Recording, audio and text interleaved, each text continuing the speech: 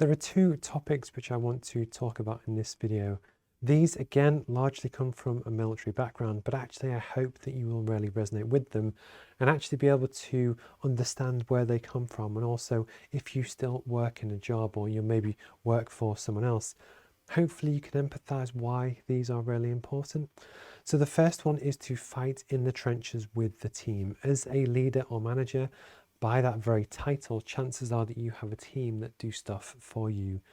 One of the things which I have experienced a lot throughout my career is that when you have a leader or a boss and they tell you to do something, but they have no interest in helping, they want you to do it, they want you to do all of the terrible jobs that they don't want to do, they think they're too good for.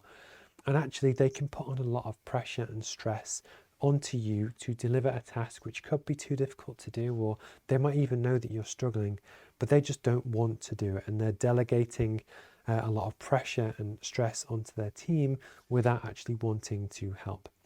The whole essence of fighting in the trenches is that if you are the leader or manager or boss, there is absolutely nothing stopping you, that if there is a big task to do, perhaps you have a sales task to call 100 customers, rather than simply asking your team to go away and phone them and you sit in your office and do whatever you want to do, join them, sit on the desk, make the phone calls, mop the floor, do whatever it is that needs to be done. You could drive the van, you could load the boxes, you could do whatever it is that needs doing. But the whole point is that your team will genuinely appreciate a manager or boss that fights in the trenches with them. You take on the difficult tasks, you work with them to get done and do whatever it is that needs doing. That likewise, especially if people need to stay late at night for a particular task, they won't appreciate it if you disappear at 5 p.m. if they're going to be there till 9, 10, 11 or midnight.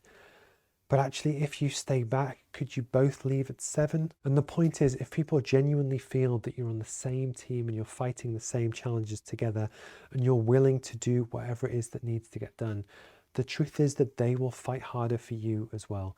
This is a very simple technique that actually it comes down to hard work and work ethic that, yes, some people just don't want to do, but it will actually win you greater favor with your team and really help improve business performance. The next topic is actually also from Jocko Willink that I've mentioned in the past in his book, Extreme Ownership.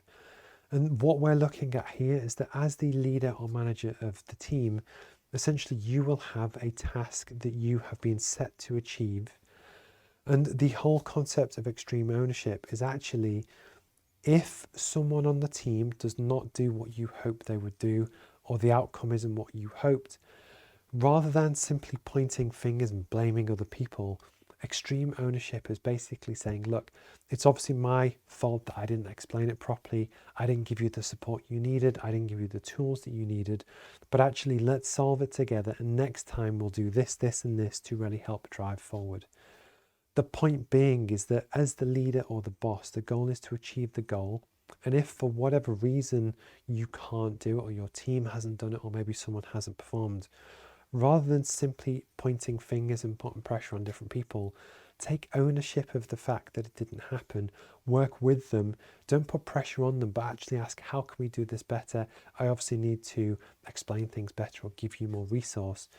But again, it's that collaborative approach can make a huge difference to really help driving forward a team, rather than sitting in an ivory tower, pointing fingers and giving people instruction, but not really helping them achieve it.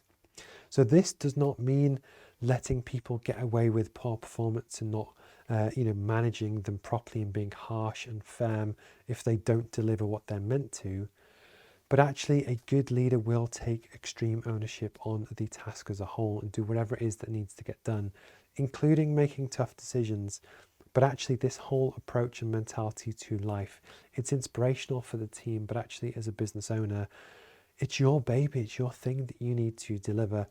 So actually, can you work with the team and fight in the trenches? So my name's Steve, and if you have any questions at all, please feel free to reach out to questions@roadmapmba.com.